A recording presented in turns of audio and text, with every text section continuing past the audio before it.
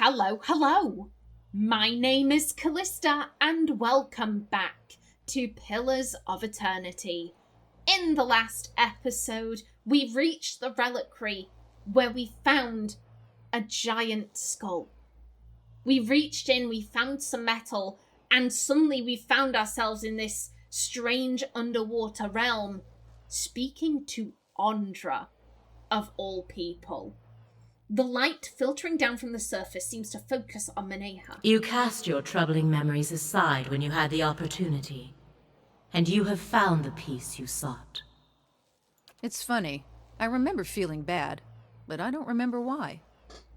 It's like having scars for wounds you don't remember.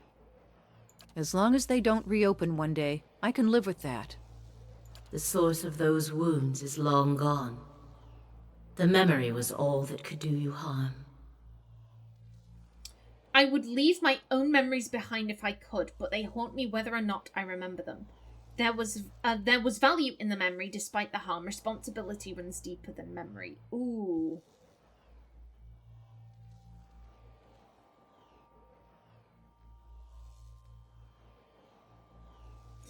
I get Ximena is very much against the purging of her memories.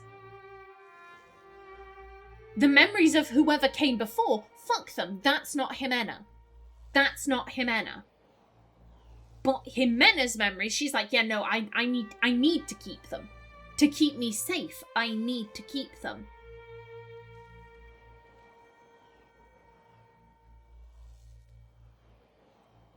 I don't know. Oh, again, I'm in a position where I'm like, I don't like any of these.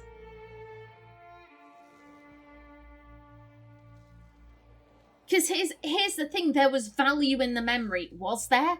Was there? All it was doing was hurting Maneha. This was hurt from 500 years ago. These weren't Maneha's memories. This wasn't Maneha's responsibility. Again, responsibility runs deeper than memory. What was Maneha responsible for? What was Maneha responsible for? Nothing. Maneha did nothing. Someone in possession of her soul in the past did something. That has nothing to do with Maneha. If you receive an arm transplant, and then the next day the police come and arrest you because, oh, that arm belonged to a serial killer, so we're arresting you for strangling a bunch of people, is that right? No. Yes, the arm did do a bunch of strangling, but it wasn't attached to me at the time. I shouldn't be held responsible for something my arm did before I was even attached to it. Maneha shouldn't be held responsible for something that her soul did before she was even attached to it. I think I have to go with this one. Maneha wasn't responsible. There really wasn't any value in the memories besides the fact that it was hurting Maneha. If Maneha was the kind of person to tie people to trees and leave them to die, like if she was the type of person to do that, then seeing, oh, I did that in a past life, that wouldn't have changed anything. That wouldn't have changed anything. Maneha didn't leave people nailed to trees to die because Maneha isn't that kind of person. If that was in her character, seeing that in the past wouldn't have affected her.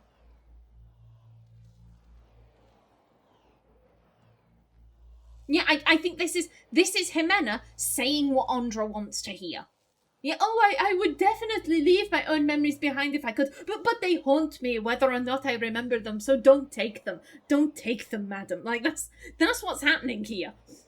I would leave my own memories behind if I could, but they haunt me whether or not I remember them. Even when problems have run their course, memory can be the stone that sinks you into the abyss. Philosopher requirement not met. You've made your point. I'm still not sure I agree, but we're just saying what she wants to hear at this point.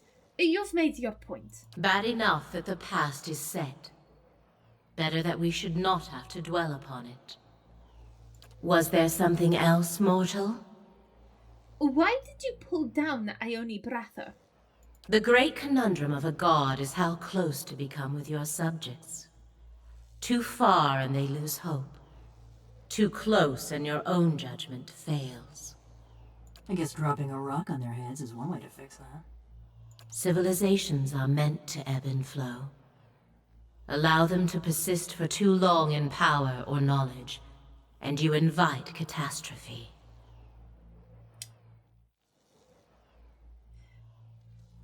The whole reason... Okay. I'm putting things together. 1 second.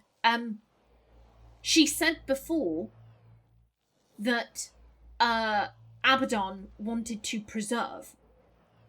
That was the whole reason why he stepped in. He wanted to preserve, but she wouldn't specify what. Now Ondra is saying, I was taking out a civilization. That's what I was doing. I was destroying a civilization. You're talking about one of two things. You're either talking about the Pargrunan, or you're talking about the Glanfathans. Is it the Glanfathans? Who is it? The ancient people. The ancient people. Is it that the Glanfathans are descended from them? I'm like, there are too many names. There are too many names. But like, whoever the big civilization was before. You're either talking about them or the Pargrunan. There was a time when we let our sympathies get the better of us. When memories were allowed to persist that should have been washed away. The other gods could not be moved to act. I did what had to be done without them. Law 4 requirement not met. Okay. You were too close to a civilization. Which do you speak of? I speak of what is forgotten. I failed that day, but my purpose was achieved in the end. I will not dredge up the memory to satisfy idle curiosity. Fair play, fair play. The army that destroyed the dwarves, the Eyeless, are they yours? What the world casts aside, I take into my care. A thing may be forgotten, but it is never alone as long as I am here. They were lost children, abandoned, fixed on a purpose that no longer had meaning. I took them in, gave them new purpose. I did not create them, but yes, they are mine. They are Abydon's. I saw them forged. They were his once. I won't deny it. He created them as assistants to carry out his work on Eora. But he has long been the overseer of progress in the world. Leaving things behind has always been his way. I allow him to leave his past in my care, so that it does not hold him back. You and Abydon have a unique connection, then? I suppose we do. But then, the gods have always been able to accomplish far greater things when working together. Nearby, you see a shark pass through a school of fish. The fish scatter, evading the predator. I had something else to ask about the Eyeless. Speak your mind. Oh. Get Ximena's a nosy bitch. You haven't given me the whole truth about the Eyeless, have you? Careful what you accuse a god of, mortal. The water around you is suddenly icy. You can feel it sap the heat from your veins. Fuck it. Abydon didn't abandon those creatures. You made him forget them. Otherwise he might remember how he died. And what if I did, mortal? It does him no harm to forget. On the contrary, it lifts a burden. If Abydon remembered, it would threaten the harmony between the gods. Surely that's up to him to decide, though. It was not so long ago that conflict between us led to disaster in your world, and the death of one of our number. Memory is but an image we create to make sense of the present. It carries no truth or meaning but what we ascribe. A slight alteration to it is a small price to pay for peace. I'll take that over another war, I suppose. Rational. It's wrong to deceive him. I expected better from a god, honest. If the people of Eora are better off with him not remembering that, that's all that matters.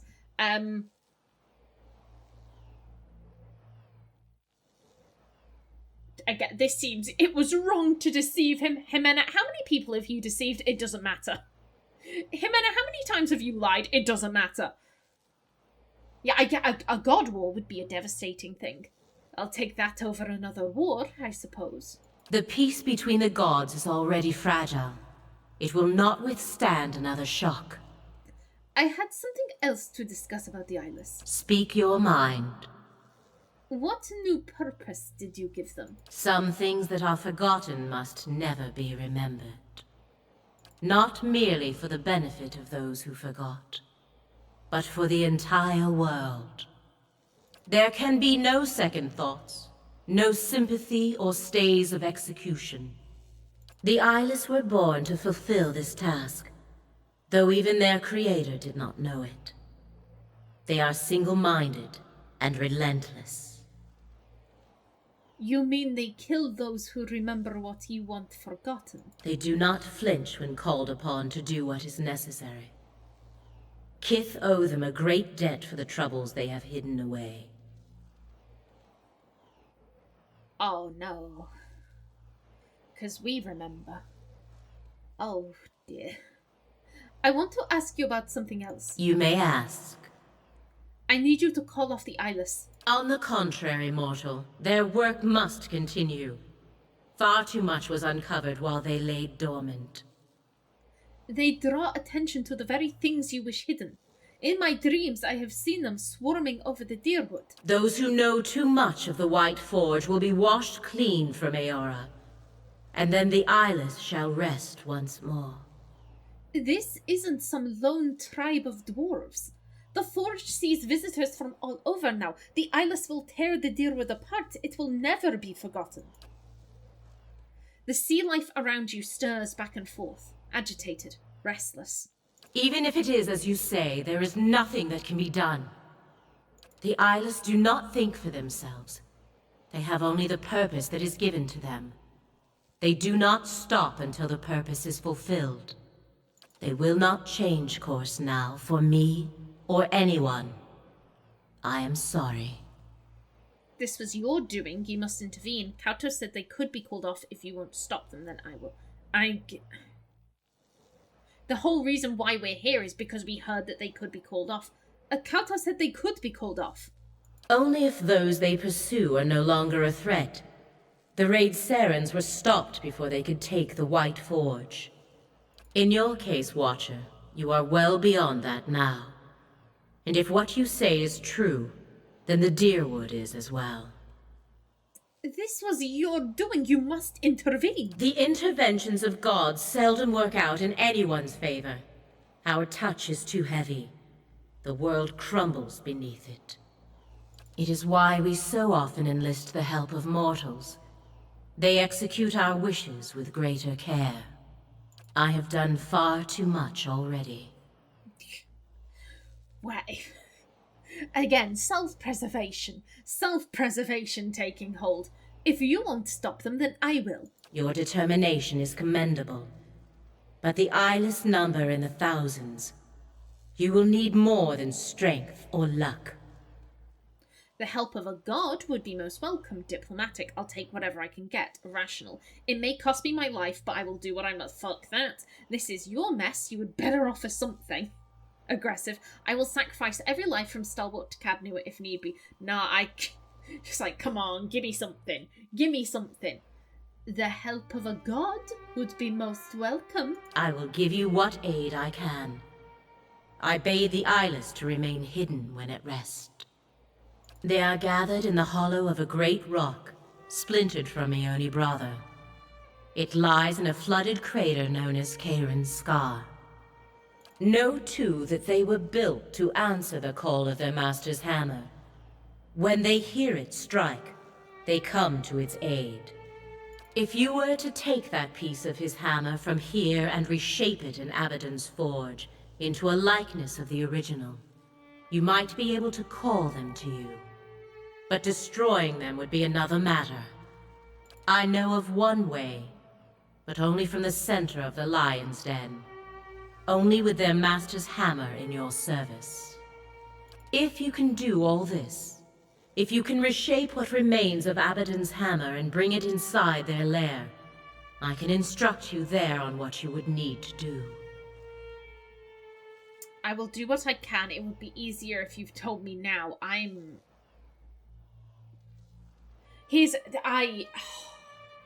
Do I trust this lady? Do I trust this god? I'm saying no. Would Ximena? I was saying before, Ondra is the closest Ximena gets to being devout. Because without Ondra, Ximena would not exist. Both literally and metaphorically. She is moon godlike. That is Ondra's doing.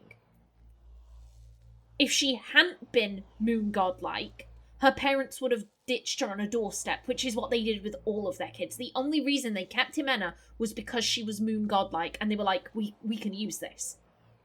We can use this to pull schemes. So both literally, she'd be human, she wouldn't be a moon godlike without Ondra, and she also wouldn't be the person she is today. She might be an artisan, or a painter, or a butcher, a baker, a sailor. Like, Ximena could be a housewife. If she had been ditched somewhere, she would have lived an entirely different existence. She would not be Ximena, both literally and metaphorically, without Ondra.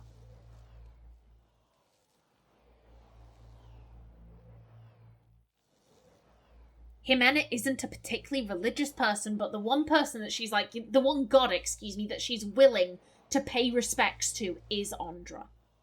Does that mean she trusts her?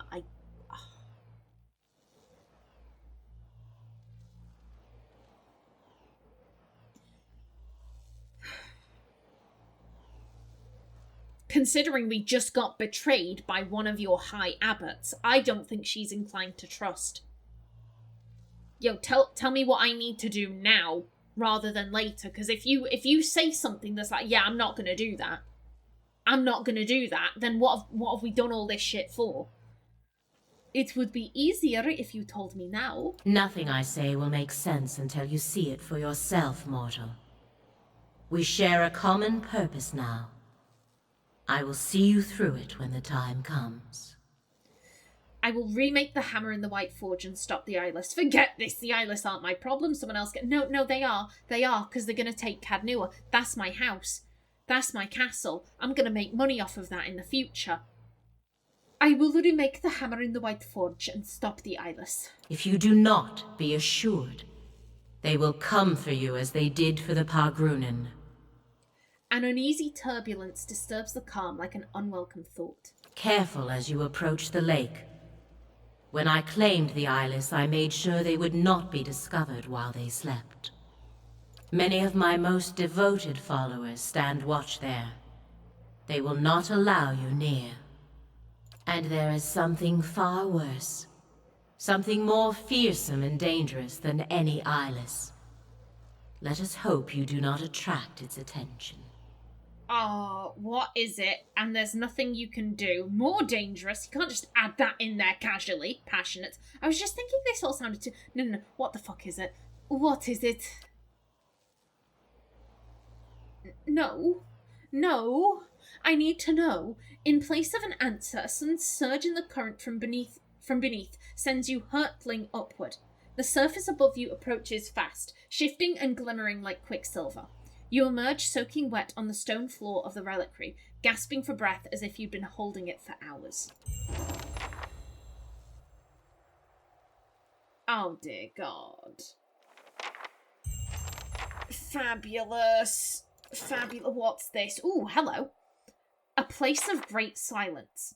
5 years ago, 12 senior monks of the Ichlocki began a silent pilgrimage into Tetlactwan, forbidding hills plagued by severe weather that locals believe are cursed by the gods. The monks were supposed to emerge from their retreat this year, but they have not returned. An expedition of novices into Tetlactwan discovered their camp, but they were shocked to find only hollow skin shells of their masters sitting in a circle, frozen in their meditative poses. The inner circle of the Ichlocki theorize that the masters have transcended their previous physical forms and may be wandering the Eastern Reach. They have sent word to various lords in Red Ceres and the Deerwood that the Ichlocki would very much like to be reunited with their masters so their wisdom can be passed on to a new generation. Ooh. Okay, that's cool. Zawa travelled and inquired all over the Eastern Reach to track down the missing monks. One by one, the monks came across Zawa's path in a variety of forms, some kith, some beasts, some in unique forms.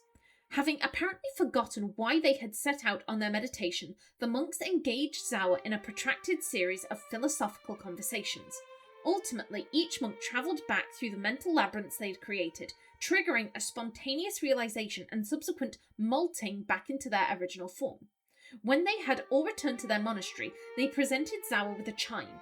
Each monk had donated one of the chime's 12 bells to the final instrument. Ooh. Oh.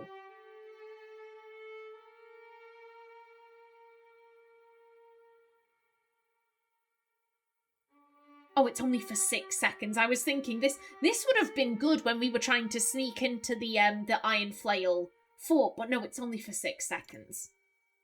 Okay, that's cool. Yeah, you're escorting him out. You're not really there, because you a prick. Okay. Okay.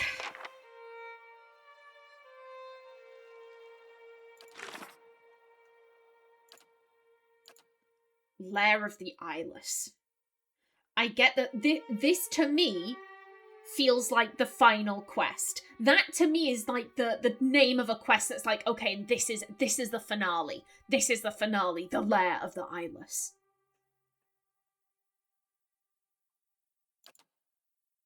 Okay. Okay, we can do this. We can do this, probably, maybe, and then we'll go and fight this dragon. But not before. Oh god, we need to do that at some point. We'll get it all done. We'll get it all done, slowly but surely. Okay, flipping it. Flipping it. Where do I need to check? Where do these places go? I get the feeling.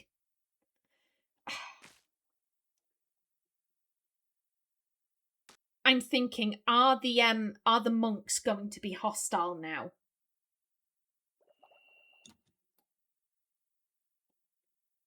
I'm not seeing anyone. Let's quickly. Oh, this was the room that was it was the door that was locked. I remember that. Yeah, just in case the monks are now hostile, we're just gonna slip away. I'm gonna check all of these doors because I have to. If I don't, I'll forever be curious.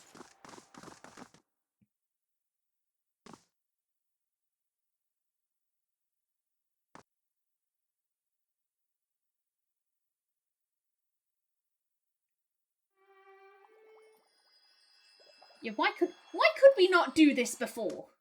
The stairs were right there. Why could we not just go up the stairs? Oh well. Oh well, it's fine. It's fine. We just have the deaths of how many members of the Low Tide on our conscience?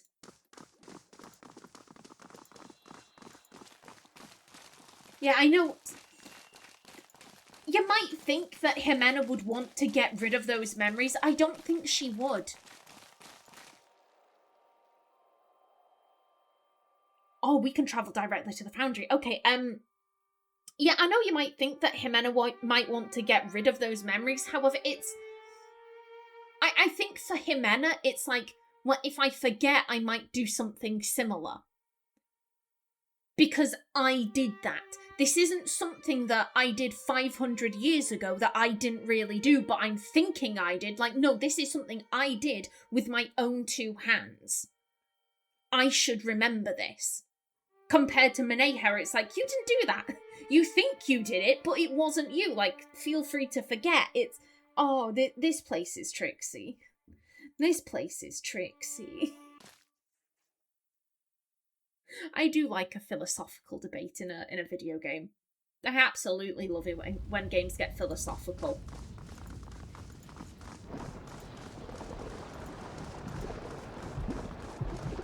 Alrighty, let's see if we can forge this hammer.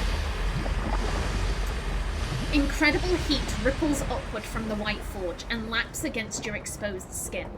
The fragments of Abydon's hammer grow warm in your hands, as if in recognition. It is only a fraction of the size of the original, but there is metal enough to create a hammer fit for a person of your size to wield. In this forge, the fragment could be shaped anew. We will recreate the hammer. You call to mind every memory you have witnessed of the Great Hammer. The images coalesce and take shape in your mind's eye. You know every curve, every engraving. Even as a shapeless lump of metal, you can see the fragment for what it is meant to become.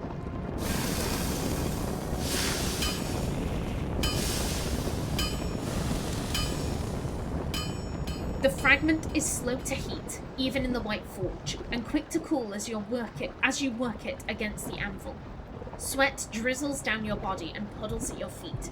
Your arm grows sorer with each swing of your forge hammer until you can barely lift it. Minutes turn to hours.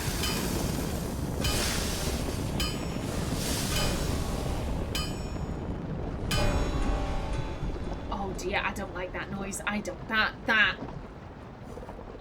That tone makes me ever so slightly terrified. As Abydon's hammer begins to take shape, the ring of your own hammer against it takes on a familiar tone, one that you have heard in your dreams. With each strike, an image flashes in your mind. It is hazy at first, but it gains details as the hammer begins to resemble the original. Over time, the image becomes a frozen landscape, centered around a crater lake. Eyeless patrol its frozen surface in droves, and this can only be the place Ondra described, Cheiron's Scar. The Eyeless pause here and there when you strike and look up, as though hearing the echo on the wind. In the distance, as more landmarks appear, as more details appear, you can see other landmarks. Stalwart, Durgan's Battery, and you understand where the lake lies in the White March, where you must take this hammer.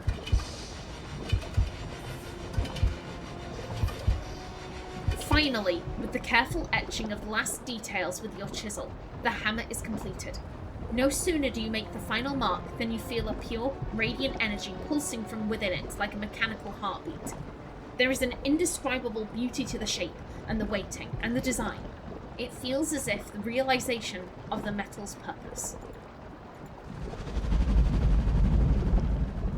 You take up the hammer and its power rushes over you in waves, and it shakes your body so hard you nearly drop to your knees. The tremor passes, but the surge of power remains. The hair on your arms stands on end. In your hands is a faithful recreation of a divine instrument. I know you're holding the weapon of a god, but don't let it go to your head.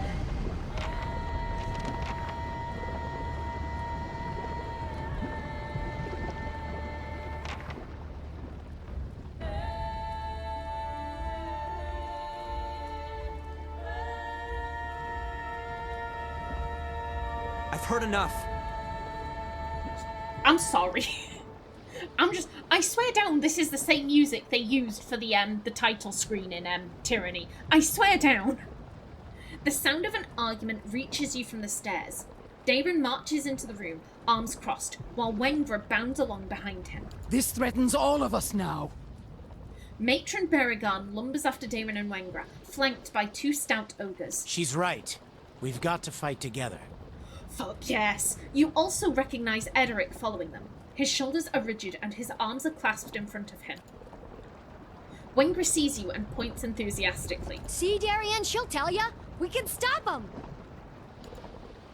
Tension crackles in the air.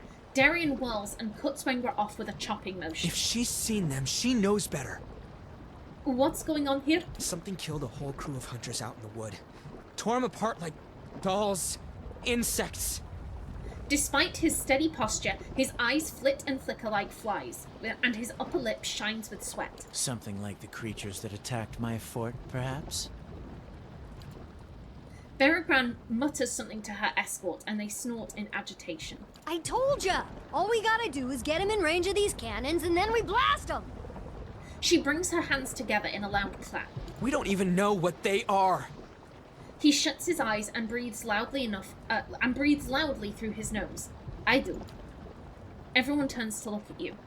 They're known as the Eyeless, but what they are isn't important. What matters is that they'll destroy us all, and more if they aren't stopped. They're the playthings of foolish and irresponsible gods. Passionate. If you want to live, you'll shut up and listen to me from now on. Aggressive. The gods sent them as punishment for your bickering. Deceptive. Is Ondra gonna be alright with us? Oh, they're the Eyeless. They're the Eyeless. Yeah, I think I'm quite drawn to this one.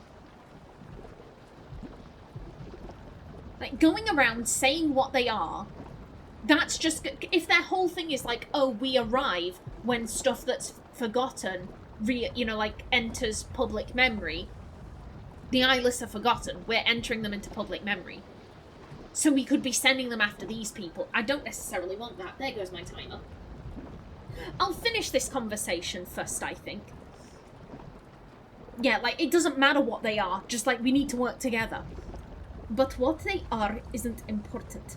What matters is that they'll destroy us all, and more, if they aren't stopped. At last, some sense. Will you listen to her, if not to me? The destruction my dreams warned me of. Baragon's gaze is distant with horror. Suddenly, she rounds on Wengra and Dayron. And your greed and recklessness have brought them on us all! She rolls her shoulders back and bares her teeth at the two villagers. Rage hangs around her like a musk. Dayron and Wengra each take a step back and square off against the ogres. You burning our village didn't help matters none. Wengra's feral grimace exposes needle-sharp teeth. It wasn't my clan that attacked you. Her nostrils flare. No difference. One ogre stinks as bad as the next. Okay, actually, it seems like this conversation could go on for a while, so, again, I will pause here, and in the next one, we'll see if we can get everyone working together. But until then, please remember to like if you enjoyed, leave a comment below, and if you wanted to subscribe, it would be very much appreciated.